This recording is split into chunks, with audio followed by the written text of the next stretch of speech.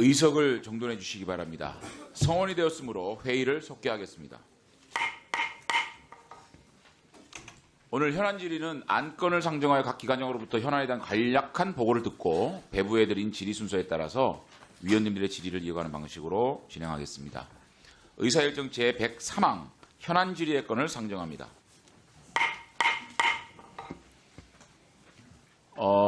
현안 보고를 할 텐데 아주 간단하게 좀 해주시기 바랍니다. 박찬진 중앙선거관리위원 사무총 나오셔서 현안에 대해 보고해 주시기 바랍니다.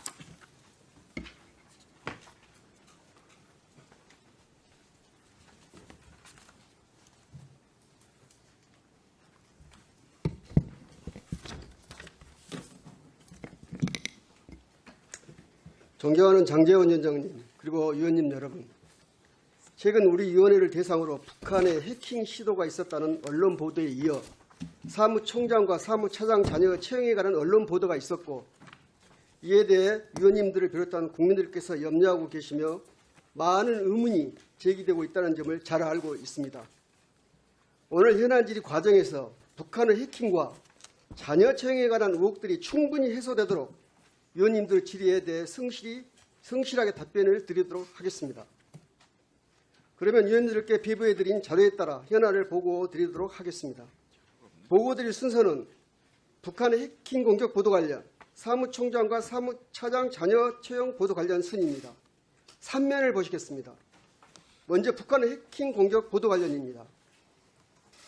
지난 5월 3일 국가정보원이 우리 위원회에 대한 북한의 해킹 공격 시도 사실을 통보하며 보안 점검을 공고하였음에도 우리 위원회가 이를 거부했다는 내용 언론 보도가 있었습니다. 제3면 주요 사안에 대해 사실관계입니다. 먼저 국정원의 북한 해킹 공격 통보 관련입니다.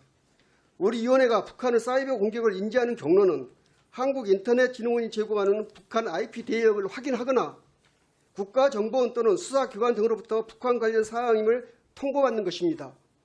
아직까지 우리 위원회가 북한의 사이버 공격을 자체적으로 인지하거나 외부 기관으로부터 북한 사이버 공격 사실을 통보받은 사례는 파악된 바가 없습니다. 5면입니다. 행정안전부 주관 보안 컨설팅 공고 관련입니다. 우리 위원회는 지난 1월 27일 행정안전부로부터 해외 사이버 공격 사례와 관련하여 희망하는 헌법기관을 대상으로 보안 컨설팅을 지원하겠다는 내용의 공문을 수신한 바 있고, 국정원과 보안점검 협의를 한 사실이 있습니다. 구두협의 과정에서는 북한 해킹 공격과 관련한 사안임을 고지받지 못했고, 정치적 중립성에 관한 오해 발생 우려 등을 고려하여 국정원의 보안 컨설팅을 지원받는 것은 어렵다는 의견을 피력하였습니다. 마지막으로 이라크 투개표 장비와 동일업체 장비 사용 관련입니다. 이라크에서 사용하는 투개표 장비는 우리나라에서 사용하지 않는 장비이며 투표소에서 전자적으로 투표 데이터를 집계하고 선거 종료 후 유송통신망을 통해 투표 결과를 전송 취합하는 방식입니다. 반면 우리나라는 원칙적으로 수개표이며 투표지 분리기는 개표 보조 장비로서 외부와 통신망이 단절된 것으로 이라크에서 사용하는 투개표 장비와는 작동 방식이 전혀 다릅니다. 또한 해당 업체가 제작한 투표지 분리기는 노후되어 제22대 국회의원 선거에서는 사용하지 않을 예정입니다. 6면 향후 대책입니다. 우리 위원회는 사이버 보안의 중요성을 엄중하게 인식하고 있으며 이번 사안을 계기로 국민들께 염려하는 부분에 대해서도 무겁게 받아들이고 있습니다. 향후 북한은 고도화된 사이버 공격에 대응하기 위해 우리 위원회의 대응 능력을 강화하면서 필요한 경우 정보통신기반보호법에 따라 정보기관의 기술적 지원을 받는 방안을 검토하겠습니다. 다음으로 사무총장과 사무차장 자녀 채용 보도와 관련하여 보고드리겠습니다. 자료 9면입니다. 지난 5월 10일 사무총장과 사무차장의 자녀가 우리 위원회에 경력직으로 채용되었다는 언론 보도가 있었습니다. 10면 주요 사안에 대한 사실관계에 대해서는 배부해드린 자료를 참고해 주십시오. 11면 향후 대책입니다. 우리 위원회는 경력 채용 과정의 공정성을 강화하기 위해 서류 및 면접 심사 시 외부 심사위원이 2분의 1 이상 위촉되도록 하고 채용 전 과정을 외부 위원에게 점검, 평가받도록 하는 규정을 마련하여 운영하고 있습니다. 이번 사안을 계기로 국민의 눈높이에 부합하도록 제도를 보완해 나가는 한편 채용 과정에서 심사 절차를 강화하는 등 공정한 인사관리를 위해 지속적으로 노력하겠습니다. 이상으로 현안 보고를 마치겠습니다. 감사합니다.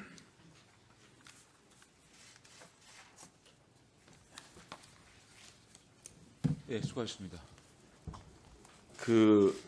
앉으십시오. 총장 6조에 정보통신기반보호법 제7조에 따라 정보보호기관의 기술적 지원을 받는 방안을 검토하겠다는 말이 무슨 말이죠? 관리기관의 제한이 필요하다고 인정하는 경우에는 그 내용을 마이크 좀 대십시오.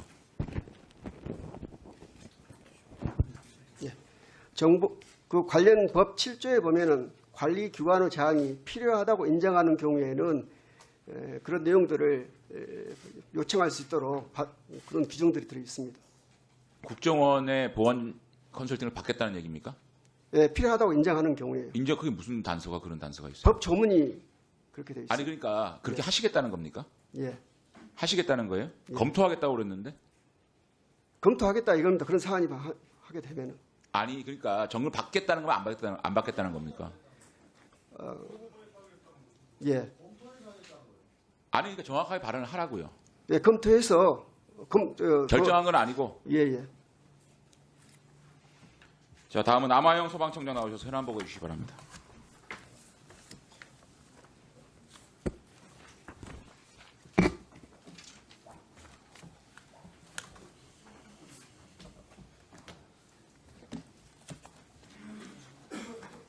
예, 존경하는 장재원 위원장님과 위원님 여러분, 5월 4일자 정부 인사 발령으로 제5대 소방청장으로 임명된 남하영입니다.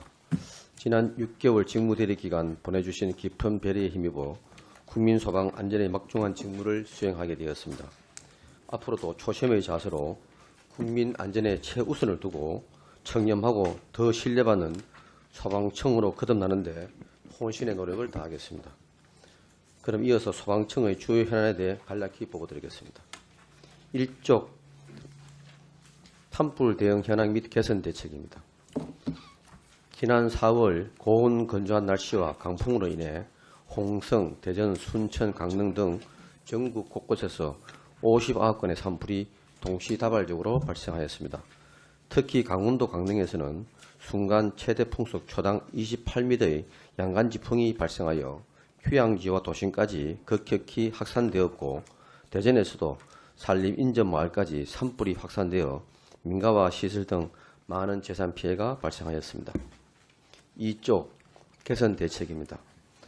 산불 발생 취약 시기에는 산림 인접 마을에 대한 집중적인 화재 안전 컨설팅과 더불어 주택에 맞는 전용 간이 스프링클러 설비 설치를 위하여 화재 안전 기준을 마련하고, 대형 산불 위험이 있는 지역에는 현재 경북에서 운영 중인 119 산불 특수 대응단과 같은 산불 전담 조직을 추가 설치하여 산불 대응 체계를 강화하겠습니다. 아울러 산림 인접 마을에는 비상소화 장치를 확대하고 험지 범퍼차, 소방 헬기 등 대응 장비를 확충하겠습니다. 또한 최근 산불은 단순한 산림 화재 수준을 넘어 급속히 도심 화재로 확산됨에 따라 별도의 대응 체계와 산불 대응 기술 편람을 제작하겠습니다. 다음 3쪽 여름철 풍수에 대비 대응 대책입니다. 전년도에는 흰남노 등 태풍과 함께 기록적인 집중호우로 인하여 많은 인명피해와 재산피해가 있었습니다. 특히 서울 신림동 반지하 침수 현장과 포항 우방 아파트 지하 주차장에서 고립자를 구조하고, 포스코 공장에서는 대용량 방사파를 이용하여 배수 지원 활동을 전개하였습니다. 또한 그 후속 조치로서 집중호우에 대한 대응 역량 강화 대책을 수립하였고, 지하 공간 침수 사고 현장 활동 대응 지침서를 제정하였으며, 119 신고 폭주 대비 비상 접수대 정설과 수중 펌프, 구조 보트 등의 대응 장비도 보강하였습니다. 다음 4쪽입니다. 금년에도 최악의 상황을 상정하여 정설한 비상 접수대를 선제적으로 운영하고, 지하 침수 현장 등에 대한 맞춤형 구조 대책과 함께 유형별 대응 체계를 마련하겠습니다. 보강된 구조 장비의 가동 상태를 100% 유지하고 신속한 대응과 상황 전파를 위해 재난통신망의 활용도를 제고하겠습니다.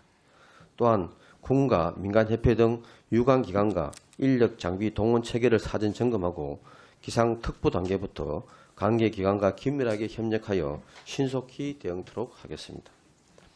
태풍 호우 피해 예상 지역에는 인력과 장비를 전진 배치하고 인명피해 우려 지역에는 출입을 통제하는 등 선제적으로 조치하겠습니다. 또한 현장 대원의 안전을 최우선시하여 특별 점검을 통해 더 이상 순직이 발생하지 않도록 노력하겠습니다. 5쪽 소방청 청렴혁신 추진 계획입니다. 최근 소방청의 불미스러운 일들로 실추된 신뢰와 명예를 회복하기 위해 지난해 말 7명의 외부 전문가로 청렴혁신위원회를 구성하고 세계 분야 26개의 과제를 마련하여 재발 방지 대책을 중점적으로 추진하고 있습니다. 먼저 투명하고 예측 가능한 인사관리를 위해 성신심사 전후 심의 기준과 결과를 공개하고 개인별 희망부서와 전문성을 고려한 희망보직제를 운영하고 있습니다. 또한 동료와 외부 위인에 의한 평가제와 현장 지휘관에 대한 역량평가제를 실시하고 근무 성적 평정 체계를 전면적으로 개편하겠습니다. 인사부서 등 주요 보직자는 직위 공모제로 선발하고 인사 청탁자에 대해서는 원스트라이크 아웃제를 엄격하게 적용하는 등 인사 비리 요인을 원천 차단하겠습니다. 6쪽입니다. 건강하고 당당한 조직 문화 조성을 위해 부소장급으로 청렴한 소방 리더단을 구성하고 소방정 이상 고위직에 대해서는 상향식 청렴도 평가제를 도입하겠습니다. 감사기구의 독립성과 기능을 강화하기 위해 감사 담당 간의 직위를 개방형으로 전환하고 일선 시도에 대한 관리 감독을 강화하기 위해 소방청 감사 기능을 확보해 나가겠습니다. 아울러 5천만 원 이상 사업에 대해서는 사전 컨설팅과 힘의제를 도입하고 이해관계자에 대한 재척 기피 장치를 강화하며 100억 원 이상의 예산 사업에 대해서는 분야별로 전문가를 배치하도록 하겠습니다. 마지막으로 소방청장이 저부터 솔선수범하여 더 신뢰받고 당당한 소방을 만들기 위해 최선을 다하겠습니다. 이상으로 현안 보고를 마치겠습니다. 감사합니다. 예, 수고하셨습니다. 질의를 시작하겠습니다. 질의는 배부에 든 순서대에 따라서 실시하고 질의 시간은 답변 시간을 포함해서 7분으로 하겠습니다. 첫 번째 순서는 경기 의정부시 갑 민주당 오영환 의원님 질의해 주시기 바랍니다. 네, 의정부시 갑 출신 오영환 의원입니다. 남아영 소방청장님, 네. 소방청장 취임을 진심으로 축하드립니다. 취임 후 첫 번째 상임위 개의이고 출석이신데요. 네. 시간이 없는데 그냥 질의하면 되나요? 이 취임 다짐과 인사 말씀을 말씀드리려고 그랬더니 방금 현안 보고 말씀으로 가름하시겠습니까? 네. 오늘날 청장으로 이렇게 취임하시면서 많은 숙제들이 있으실 겁니다. 그리고 국민의 생명 안전을 최우선으로 하시는 것은 소방 조직의 당연한 소명일 것이고요. 그 첫 번째 숙제가 되는 것은 이 국민의 안전을 현장에서 지키는 일선 소방관들의 안전을 가장 먼저 지키는 것이 우리 청장님의 숙제가 될 것입니다. 지난 3월 순직한 고 성공일 소방관 5명 정원의 소방 펌프차에 단 2명이 탑승해서 출동해서 그런 사고를 막지 못했습니다. 여전히 부족한 소방 인력의 충원 문제가 당시에 제기됐고요. 당시 빈소에서 이 현 정부 대통령실의 비서관과 현 행정안전부 차관에게 이 문제에 구체적으로 지적을 하고 상임위에서도 말씀을 드렸습니다만 지금까지 그 어떤 대답도 없습니다. 소방청장으로서 앞으로 정부에 이 소방 인력의 층원과 중원 강력하게 요구하고 또 관찰하기 위해 노력하실 것인지 다짐을 말씀해 주시기 바랍니다. 네, 의원님, 그 부분에 대해서는 일단 저희들이 행정안전부와 지금 현재 인력에 대한 적정성에 대해서 지금 인력 진단을 하고 있습니다. 그 진단 결과 인력이 부족하다고 하면 제가 적극 나서서 인력 충원을 위해서 제가 적극적으로 나서도록 하겠습니다. 그 진단 결과에 따라서 현장 실사까지 하고 하는 것이 상당 시간이 소요됐는데도 여전히 거기에 대한 어떤 변화나 이런 것들이 의지가 보이지 않습니다. 그런 와중에도 여전히 인력이 부족한 소방 지역에서는 이 소방차의 부족한 인력들이 출동을 하고 있는 겁니다. 청장님들이 앞장서 한 점을 강력하게 말씀을 드리고요. 네, 그러도록 하겠습니다. 인력과 재정의 이런 지역적 격차 문제는 결국 근본적으로 해소하기 위해서는 이 현행 시도 지역에 이런 인사나 재정에 관한 권한이 있기 때문입니다. 근본적으로는 소방 조직범이나 이런 국가 소방 특별 회계를 설치하지 않으면 해결될 수 없습니다. 여기에 대해서도 앞장서 노력해 주실 것을 소방청장께 당부드리겠습니다. 네, 알겠습니다. 또 소방청 차장과 청장 직무대행 지난 1년 동안 이렇게 소임을 하시는 동안 굉장히 많은 재난이 발생했습니다. 본 의원은 그동안 이 재난 양상의 변화됐다는 이런 말씀을 많이 드렸는데요. 특히 집중호우나 홍수 이런 수해가 또 오늘 말씀 주신 이런 대형 산불 이런 재난들은 과거에는 이런 계절성으로 반복되는 재난처럼 비춰졌지만 이제는 이런 기후위기, 재난 환경이 자체가 달라졌기 때문에 빈도나 규모나 예측 가능성 자체가 달라졌습니다. 이 기존의 재난관리 체계로는 감당할 수 없다. 그러면은 이 국가 차원의 그런 체계 자체를, 재난관리 시스템 자체를 바꿔야 된다. 이런 말씀을 드리고 있고 그 차원에서 소방청도 단순 재난 대응 주무기관이 아니라 그 이상의 이 국가의 재난 이런 철학과 이런 국정을 주도하는 기관으로서 선도적인 역할을 해주셔야 합니다.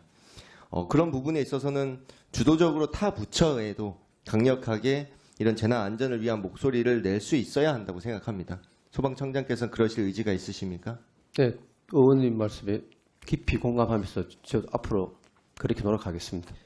대표적으로 지난해 국정감사에서 이 중소병원의 간이 스프링클러 이 소급 설치하는 기간이 기존의 3년에서 7년 4개월까지 2배 이상 연장한 문제에 대해서 소방청장께 강력하게 이 문제 지적을 한 적이 있습니다.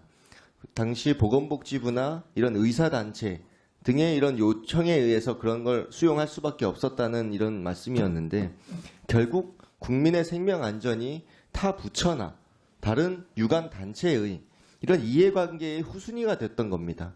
이런 사례가 다시는 발생하지 않도록 청장께서 역할을 해주실 것을 요청드리겠습니다. 네, 알겠습니다. 그리고 2020년 집중호우부터 또 여기 오늘도 말씀 주시는 것처럼 지난해에도 33명의 사망자를 비롯한 87명의 인명피해가 발생을 했고요.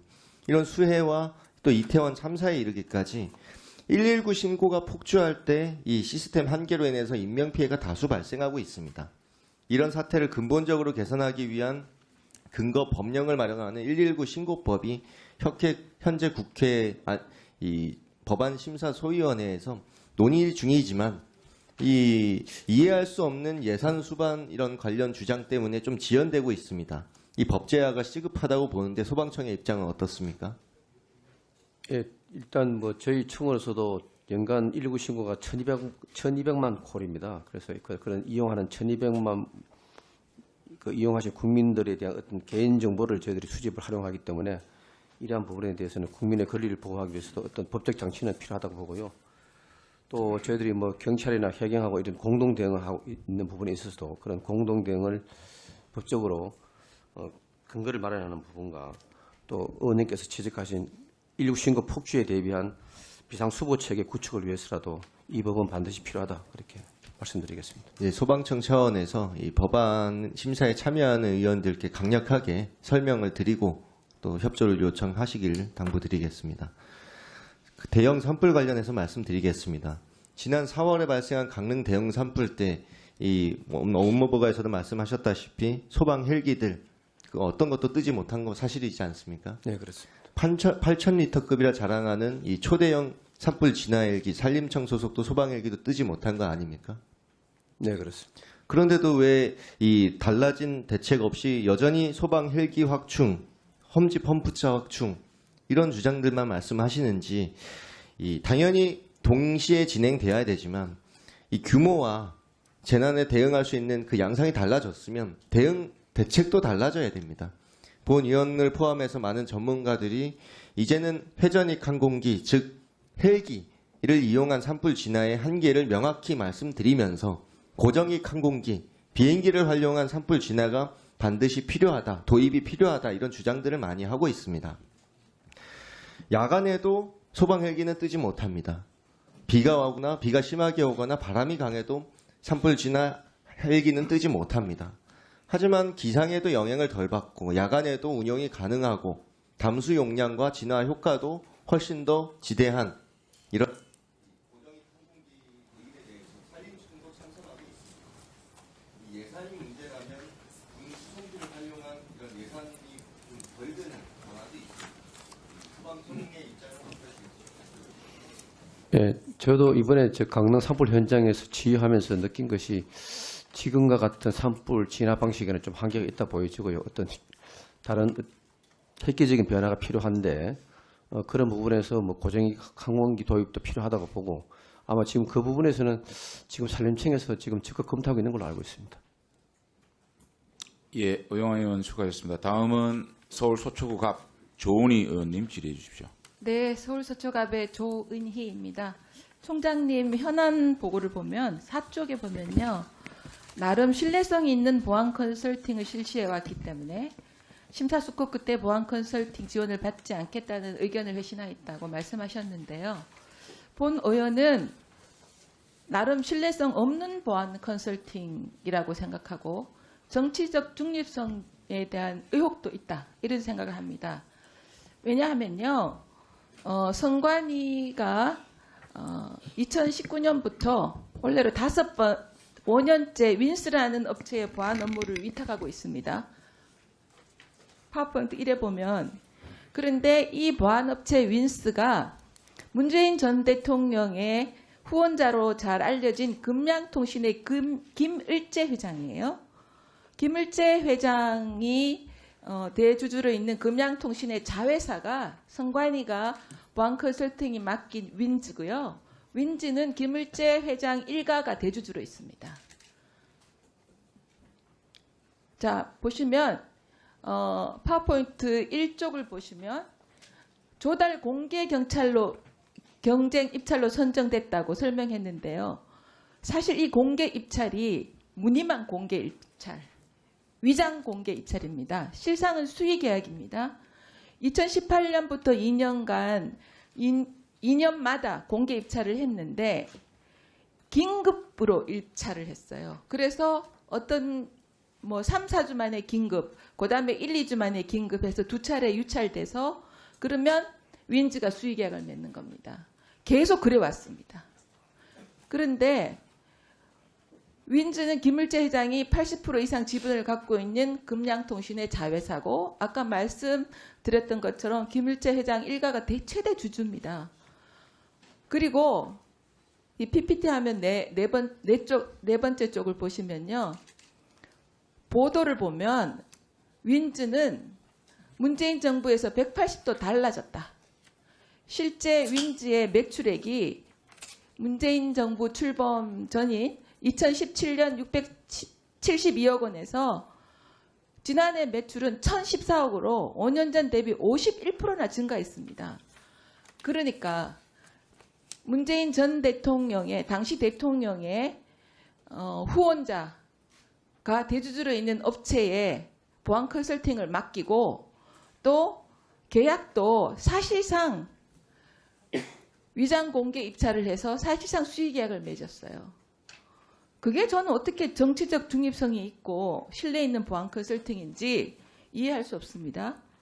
또 6쪽을 좀 보시죠. 보면은 선거 때마다 정당, 시민단체, 학계 등으로부터 위원을 추천받아 보안자문위원회를 운영하고 있다. 이렇게 했는데 보안자문위원회는 선거 때마다 직전에 한 번 했어요. 그러니까 쇼잉이에요. 저는 보안 프리패스 자문위원회다.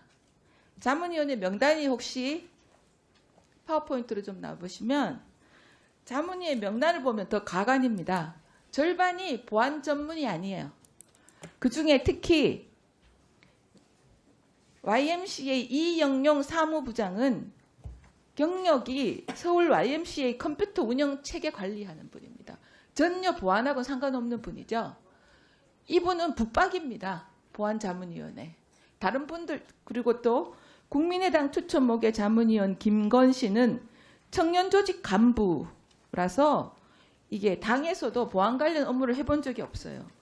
어떻게 이런 식의 보안 자문위원을 두면서 이렇게 보안 자문을 잘하고 있다고 떳떳하게 말씀하실 수 있는지 이해가 안 되고요. 조금 이따 답변해 주세요. 그다음에 다음 페이지를 보면요. 11쪽 보면 경력 채용의 공정성을 강화하기 위해서 서류 면접 시 외부 심사위원 2분의 1 부라부라 이런 게 있는데요. 총장님의 자녀는 지난해 3월 선관위로 이직해서 7개월 만에 승진했고 차장님 자녀는 선관위로 이직을 했는데 채용 공고도 없고 서류부터 면접까지 선관위 내부 직원으로만 심사를 했고 그것도 100% 취업입니다. 1대1이니까. 2명 모집해서 2명 채용했으니까요. 이거 아빠 찬스 아닙니까? 그런데 지금 채용 관련 저는 선관위에 이런 채용 관련 의혹이 더 있다고 봅니다. 그리고 고양이 앞에 생선을 맡기는 꼴 아닌가 싶은데요. 특혜 채용 저는 많다고 봅니다. 더 이상 더 있다고 봅니다. 그래서 총장님은 전체 전수조사를 하고 이 특별 외부의 감사원 감사를 받으시고 채용이 더 드러나면 사무총장직을 사퇴해야 됩니다. 이 부분에 대해서 차근차근 대답해 주십시오. 보안 전문업체 선정과 관련해서는 저희들이 그걸 따져 기술력으로 저도 이제 의원님이 설명하셔서 처음 듣는 얘기인데요. 말이 안 되죠. 그걸 어떻게 처음 듣습니까? 아니, 문재인 대통령의 최대 후원자가 보안업체고. 네. 예. 처음 듣는 거 저희들은 기술력을 가지고 공개 입찰해서 1,000만 원 이상 후원했습니다. 1,000만 원 했습니다. 공개 입찰해서 선정했다는 것을 좀 말씀드리고요. 보안자문위원회는 저희들 나름대로는 그 분야에서 또 정당에서 이렇게 추천을 받거나 또 그 분야의 전문가라고 하는 사람들을 했는데 위원님 말씀하신 대로 그 부분에 더 전문가들, 더 적격 있는 사람들이 있다 하면은 더 찾아서 그 보안 전문위를 더 실효적게 운영할 수 있도록 그렇게 하겠습니다. 그다음에 경력 채용 형성에서 그 승진 문제는 저희들은 그 오기 전에 그 이전 기관에서 충분히 근무했던 그 기간 아빠 찬스 아닙니까? 예? 아빠 찬스. 아닙니다. 그거 더 드러나는 거 아닙니까? 드러나면 제가 그 책임을 지겠습니다. 책임을 지는 거 사퇴하시겠습니까? 아빠 찬스를 졌다 하면은 제가 법적인 책임을 져야 된다고 하면은 당연히 무당 책임을 져야죠. 책임을 지는 건 사퇴를 포함하시는 거죠? 그렇습니다. 네.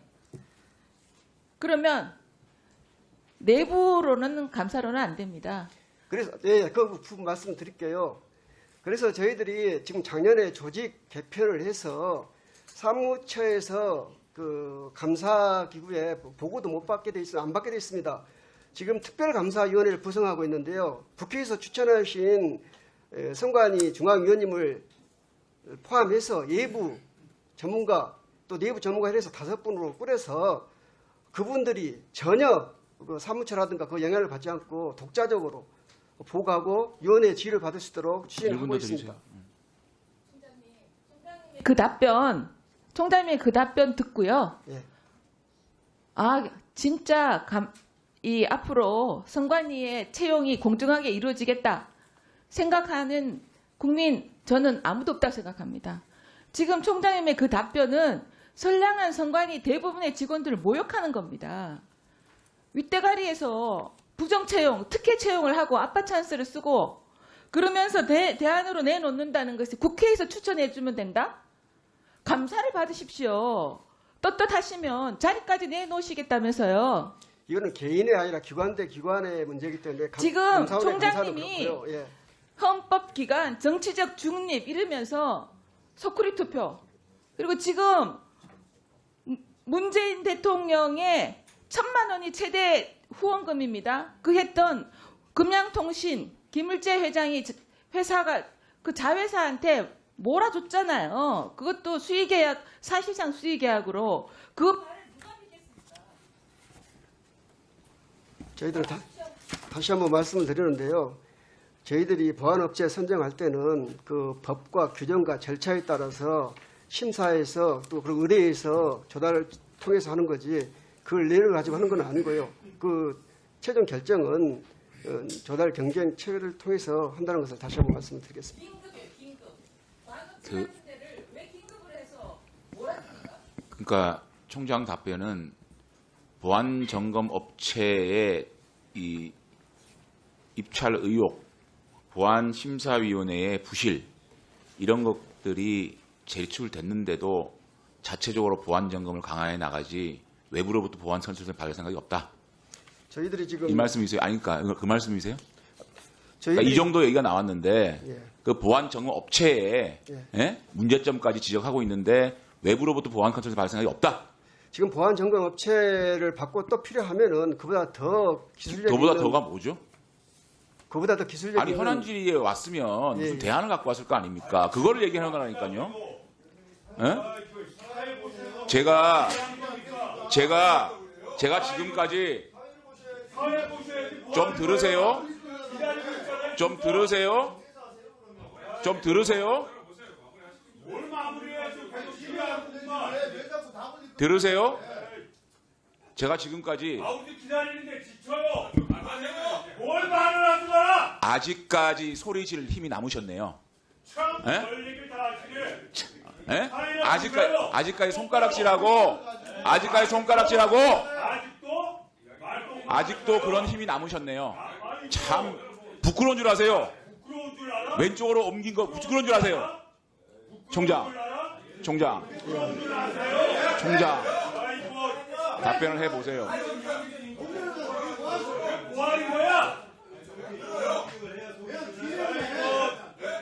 조용히 하세요. 위원장 발언하고 있습니다. 위원장 발언하고 있어요. 지금까지 위원장이 의사 진행에 한 번도 제가 발언을 한 적이 없어요. 어? 이번에는 할 겁니다. 할 겁니다. 위원장의 운영은 위원장이 알아서 하는 거예요. 제가 위원장입니다.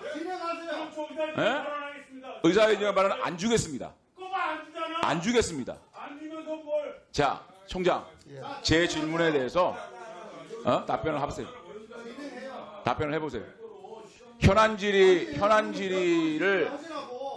대한 답변을 가지고 나왔을 거라고 생각합니다.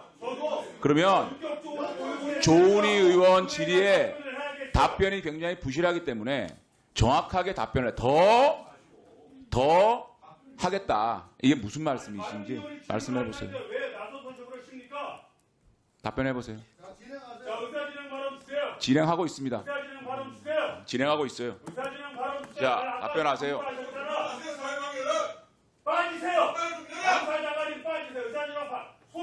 자, 총장. 답변하세요. 답변하세요. 진행하고 있습니다. 공정하게 진행하고 있습니다. 답변하세요. 위원장이 질문을 했습니다. 그래야 넘어갑니다. 조은희 의원 질문의 답변이 굉장히 부실하기 때문에 딱 정확하게 발언을 하세요. 보안 전문 업체의 그 미흡함에 대해서는 저희들이 미흡함을 넘어서 예. 뭐 어떤 그러면 대책이 있냐고요. 그 대책에 대해서 끊고 가야 될 거 아닙니까? 질문에 대한 답변을 받고 나가겠습니다. 조은희 의원 질문에 대한 답변을 요구하고 있는 겁니다. 조은희 의원 질문에 대한 답변을 요구하고 있는 겁니다. 제 진행 방식입니다. 제 진행 방식이에요.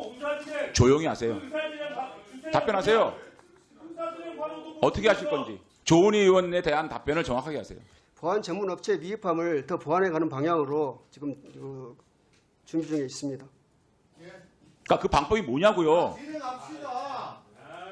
이렇게 해가지고 질의가 계속될 수가 없어요. 어떻게 할 거냐고요. 네, 정상적인 진행입니다. 저렇게 부실한 답변을 가지고 국민적 의혹을 해소할 수가 없어요. 국민적 의혹을 해소할 수가 없어요. 조용히 하세요. 조용히 하세요. 그런 허술하고 그냥 면피하기 위한 답변을 해서는 할 수가 없어요. 답변하세요. 방법이 없다는 얘기죠. 박등이 없다는 얘기죠. 아니, 좀 조용히 좀 시켜. 아니, 제가 지금 조은희 의원 질문에 답변을 조금 더 정확하게 답변하라고 얘기하는 게 위원장이 잘못하고 있는 겁니까? 가만히 있으세요. 계속 떠들어 보세요. 자, 사무총장. 사무총장? 예. 그러니까 방법이 없다는 얘기죠? 아닙니다. 그러면 방법이 없다는 얘기입니까? 보안 정, 정확하게 말씀하세요. 방법이 없다는 얘기입니까? 방법이 없다는 얘기예요? 정확한 답변을 하세요.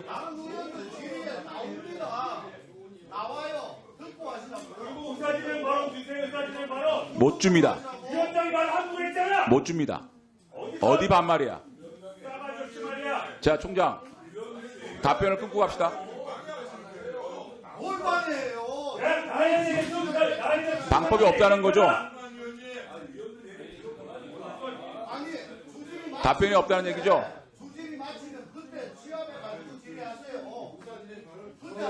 정확한 답변을 없다는 겁니까? 대책이 없다는 겁니까?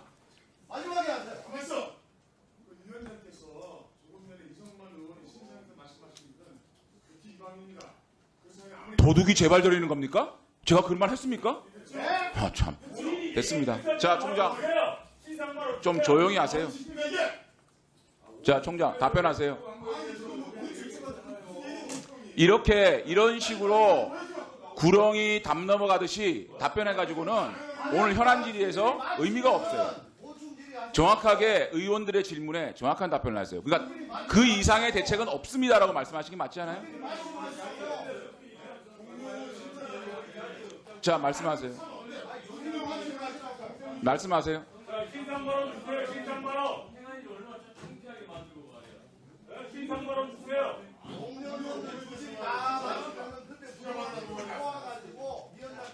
자, 그러면 그 대책은 없다는 말씀이시죠? 확인하겠습니다. 그 말씀이십니까? 네. 하십시오. 위원장의 의사 일정에 대해서 방해하지 마십시오. 자, 말씀하세요. 예, 그 현재 수행 중인 그 보안 컨설팅 업체 외에 다른 업체를 통해서 취약점 등 진단 크로스 체크를 해서 더 보완을 하고 필요한 경우에는 정보보호기관 기술 지원을 검토하는 등 그 대비책을 마련해 가도록 그렇게 그렇게 하겠습니다. 정확하게 앞으로 얘기하세요. 자, 다음은 광주 북구를 못 드립니다. 광주 북구를 이영석 의원님 질의해 아니 주십시오. 본인이 얘기를 해놓고 왜 신상발언을 안 줍니까? 본인이 말을 하지 말았어야지. 자, 시간 돌리세요. 뭐 좌로우로 관인이 그런 얘기를 왜 합니까?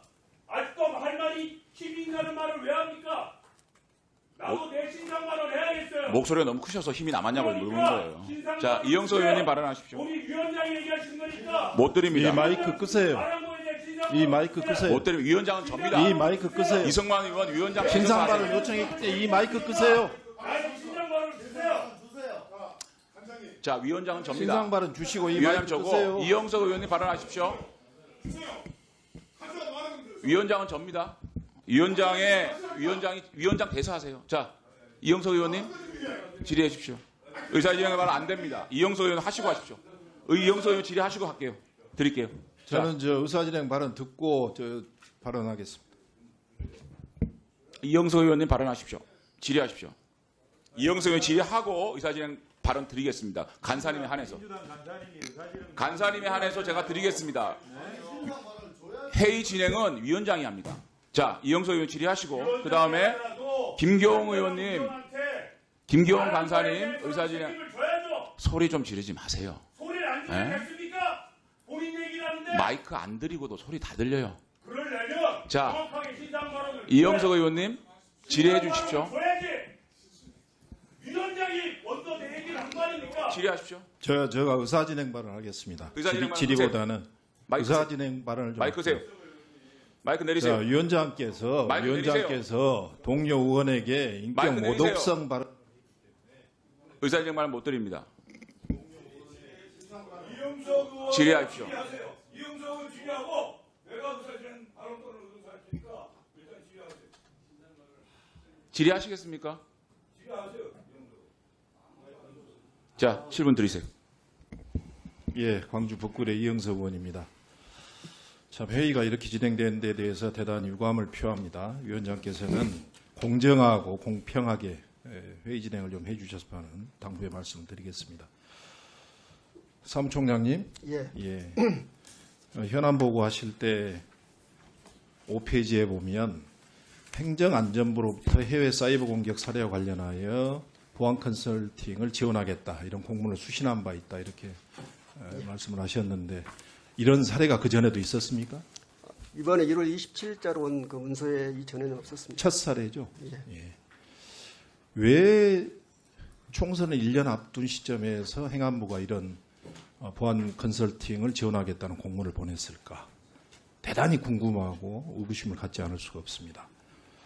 특히 최근에 1년의 보도 내용을 보면 뭔가 의도를 갖고 중앙선관위, 헌법기관인 중앙선관위원을 흔들려는 그런 의도가 있는 것이 아닌가 의심하지 않을 수가 없는데요. 이 행안부로부터 이 보안 컨설팅을 지원하겠다 공문 받고 협의하셨을 때 이때는 북한 해킹 관련, 즉 북한 관련 내용이 있었습니까? 그런 내용 없는 걸로 그렇게 알고 있습니다. 없었죠. 지금 여기 현안 보고에도 당시에는 북한 해킹 공격과 관련한 사안임을 고지받지 못했다 이렇게 답변을 하셨는데 보고를 하셨는데 당시에는 북한 해킹과 관련돼서 전혀 그런 이야기가 없다가 중앙선관위에서 자체적으로 보안 점검을 하겠다 이렇게 답변을 했죠. 통보를 했죠. 예. 그렇게 하니까 지금 갑작스럽게 북한 해킹 북풍 이야기가 나온단 말이죠. 왜 그런다고 보세요? 그래서 저희들도 잘 모르겠습니다. 전혀 뭐 중앙선관위에서는 왜 이런 일이 있는지 감지를 못하고 있는 겁니까? 자, 그동안에 중앙선관위가 북한 해킹을 받은 적이 있습니까? 없습니까? 저희들은 다른 부처와 마찬가지로 국가 사이버 안보센터에서 이런 그 해킹 의심 메일 그런 것들을 봤는데 거기에 내용에는 그런 내용도 일체가 없기 때문에 그런 내용들이 북한에서 온 건지 러시아에서 온 건지 전혀 알 수가 없습니다. 온 자료만 가지고는요. 그러니까 지금 우리 중앙선관위가 최근 6년간에 굉장히 많은 수의 사이버 공격을 받은 적은 있죠. 그렇습니다. 예. 근데 그동안에 국정원으로부터 이건 북한의 해킹이다 이렇게 지적을 해서 특정을 해서 선관위에 통보한 적 있습니까? 없습니다. 없었죠. 이번에만 지금 북한 해킹 공격이 예상이 된다는 것도 중앙선관위에 직접 이야기한 것은 없죠. 언론을 통해서 저희들 그러니까 다른 기관이나 다른 위원회 이런 부분들을 보고했던 거죠. 그건 잘 모르겠고요. 저희들은 그 언론을 통해서 이제 그 내용을 알았습니다. 그러니까 중앙선관위에는 북한과 관련된 이야기는 전혀 없었는데 중앙선관위도 지금 언론을 통해서 북한의 해킹 공격이 있었다 이런 것을 접했다는 말씀이죠, 그렇습니다. 총장님. 예. 지금까지 중앙선관위는 북한 해킹에 뚫린 적은 있습니까? 그 내용이 북한 해킹인지 아닌지를 모르기 때문에 전혀 그걸 파악할 수가 없다. 예. 그러면 이제 국정원에서 북한 해킹이 있었다고 그러면 이렇게 언론에 나왔으니까 선관위에서는 그러면 어떤 북한의 해킹 공격이 있었는지 자료 요청을 국정원에 했어요? 예전의 사례였고요. 네. 언론에 보도된 사례는요. 그거는 이제 다 자체 종결 처리가 됐던 사항이고요. 그러니까 예전에 그러면 북한 해킹 공격이 있었다는 부분들을 국정원에서 통보했던 걸 확인을 하셨어요? 별도로 안 했습니다. 아니, 이 북한 해킹 공격이 있었다면 선관위에서 당연히 국정원에 어떤 내용의 해킹이 있었는지 확인을 해보셔야죠. 시스템에 그 침해 사례가 없었기 때문에 저희들이 그 확인을 좀 안 했습니다. 정보 시스템에 선거 정보 시스템에 해킹 침해 의심되는 그런 것들에 대해서 직접적으로 우리가 가지고 있는 예를 들어서 지금 우리 헌법기관인 헌법재판소 같은 경우는 북한 해킹 공격이 있었던 사례가 있었다고 그 자료가 나와 있어요. 근데 중앙선관위는 지금까지 그런 사례가 없었거든요. 갑자기 북한의 해킹 공격이 지금 중앙선관위를 향하고 있습니다. 이 무슨 실익이 있을 거라고 보세요? 사무총장 입장에서? 잘 모르겠습니다. 북한이 선관위에 해킹을 해서 어떤 실익이 있을까요? 이거 뭐 국방부도 아니고 국정원도 아니고. 저는 전혀 이 실익이 없을 것 같은데 처음에는 행안부에서 보안점검 컨설팅 요청 공문을 보낼 때는 그리고 또 협의할 때는 전혀 북한 이야기가 없었어요. 또 북한 해킹 공격도 받은 적도 없습니다. 근데 이걸 거부하니까 갑자기 북한 해킹 이야기가 나와요. 이런 식의 지금 헌법기관을 흔들려는 의도, 대단히 저는 이건 나쁜 관행이고 모습이다. 저는 이런 생각이 갑자기 들었어요. 총선을 앞두고 중앙선관위를 압박을 해서 뭔가 유리한 그런 상황들을 만들어내려는 의도가 아닌가. 총장님 어떠세요? 그런 생각 안 드세요? 답변하기 곤란하십니까? 그 내용까지는 제가 답변 드리기도 그렇고요. 알지도 못하고 그렇습니다. 자, 보안 컨설팅을 만약에 국정원의 보안 컨설팅을 받게 되면 중앙선관위의 중립성은 어떤 부분에서 훼손될 거라고 예상하세요? 지금 거부를 하셨으니까. 저희 이제 예전에도 이제 그런 사례가 좀 없었고요. 또 저희도 이제 자체 보안 시스템으로 잘 지금 막아왔고, 또 이제 자칫 또 그런 사례가 있다 하면은 또 불필요한 논란의 소지가 있다 보면 저희도 이제 선거 관리하는데 굉장히 어려움을 겪게 되고, 직접적으로 또 컨설팅 하는 경우에는 우리 내부적으로 고유 사무가 있는데 그런 부분들에 대한 어떤 이제 걱정, 이런 것들을 좀 종합적으로 고려해서 신중하게 이제 가야 된다. 그런 입장을 합니다. 헌법재판소나 국회 사무처, 그리고 또 우리 중앙선관위원회 헌법기관 중에서도 가장 정치적 중립성이 요청되는 곳은 저는 중앙선관위라고 봐요. 그렇죠? 예. 그렇기 때문에 어떠한 타 기관의 보안점검 이런 부분에 대해서 당연히 거부해야 되고 자체적으로 충분한 보안점검 1분 더 드리세요. 총장님께서 지금 이제 어쨌든 행안부의 그런 공고도 있었고 국정원의 그런 이제 북한의 해킹 이야기도 언론에 보도가 됐고 앞으로 자체적으로 어떻게 중앙선관위의 보안 시스템을 강화시켜 나갈지 이 부분에 대해서 답변 한번 해보세요. 예. 지금 최근 언론에 보도된 북한 해킹 관련해서 굉장히 어찌됐든 간에 북한 해킹은 국가적인 큰 문제고 그런 일이 있어서도 안 되고 그 이전에 충분히 준비를 해서 막아야 되고 이거는 국가적인 문제입니다. 이건 뭐 선관위만의 문제는 아닌 것 같고요. 그렇기 때문에 오늘 제가 그 보고 자료에도 말씀드렸던 것처럼 국가적인 문제로 대두됐었을 때는 그 정보통신기관 그 보호법에 그것도 그 규정이 있기 때문에 관리기관의 장이 잘 판단을 해가지고 필요하고 인정하면은 우리보다 우수한 정보기관이라든지 다른 관련된 그런데 무슨 기술력을 받아서 어떠한 압박에도 중앙선관위원회는 정치적 중립을 지켜야 합니다. 아셨죠? 네, 정치적 중립은 저희들 생명입니다. 예, 이영석 의원 수고하셨습니다. 김기현 간사님 의사 좀 하시겠어요? 네, 2분 드리세요. 이건 3분 주세요. 회의 진행 중이잖아요. 지금 시간 얼마나. 그 위원장은 여야를 가릴 거 없이 가치 중립적으로 사회를 봐야 된다고 생각합니다. 위원들의 질의에 대해서 위원장이 끝까지 본인의 입맛에 맞는 답변 또는 분명한 답변을 요구하는 것은 맞지 않다. 제가 위원장한테 그런 얘기를 했어요. 위원들이 몇 분이 더 질의를 하면 그 부분에서 나올 수 있으니 좀 뒤에 질의를 하신 게 좋겠다라고 했는데도 굳이 약간 감정이 섞여서 사회를 보시는 부분에 대해서 먼저 지적을 하지 않을 수가 없고요. 두 번째는 이성만 의원이 아직도 소리 질 수 있는 힘이 있느냐. 그리고 우에서 좌로 간 거에 대해서 아직 정신 못 차리지 않았느냐라고 하는 뉘앙스의 표현을 쓴 것은 동료 의원으로서 이건 정말로 위원장께서 사과를 하셔라. 난 그런 말씀을 드리니까요.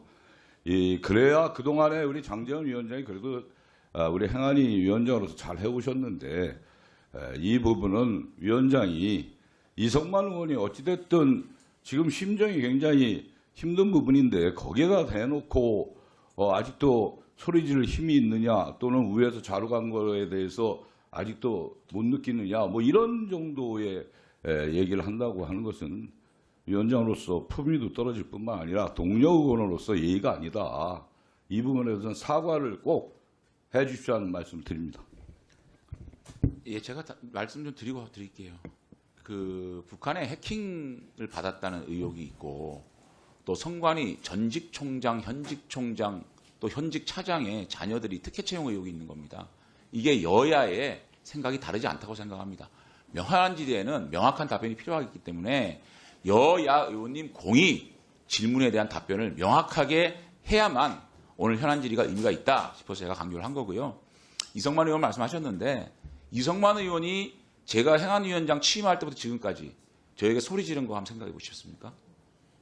손가락질하고 소리 지른 거에 대해서는 아무 문제가 없다고 생각하십니까? 자, 제 대판을 대신하겠습니다. 이만희 간사님 의사진행관 2분 해주십시오. 말씀하세요. 언급하셨으니까 신상 발언 주세요.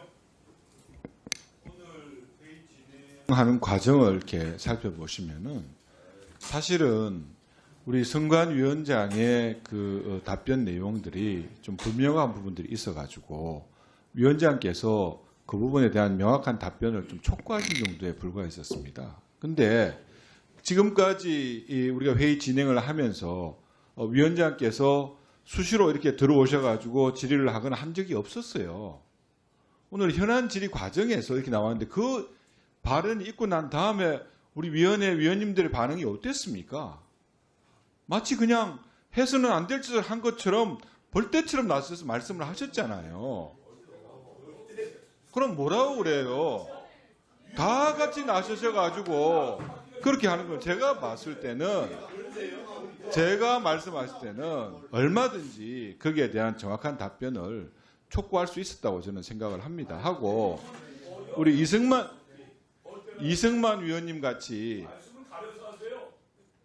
잠깐 좀 중단해 주십시오. 정확히 제가 하시는 말을 우리 저기 이승만 위원님 그동안 해오신 행태로 봐서는 상대 의원 발언할 때 제가 좀 좀 조용히 좀 하잖아요. 해주세요. 좀 자, 발언 더 계속하십시오. 이번에는 사실은 우리가 여야와 관계없이 선관위의 어떤 해킹 문제 또 여러 가지 특혜 채용의 의혹에 관련된 문제들 아닙니까? 그래서 이 현안 질의하는 과정에서 좀 어떻게 보면은 같은 목소리를 내고 그런 방식이 없도록 방지해 나가는 게 맞는데 우리 이승만 의원님 같은 경우는 좀 너무 저는 지나쳤다고 생각을 하십니다. 얼마나 소리 지르고 손가락질 하셨으면은 그런 얘기까지 나왔겠습니까? 그걸 일방적으로 위원장님한테 그런 식으로 얘기하시는 건 저는 적절하지 않다고 생각을 합니다. 예, 오찬을 하시고 질의는 오후에 계속하도록 하겠습니다. 2시에 자신 없죠 신상 발언 주기가. 민방위 훈련이 있어요? 예. 잠시 정회하였다가 민방위 훈련이 종료되는 오후 2시 30분에 속개하도록 하겠습니다. 정회를 선포합니다.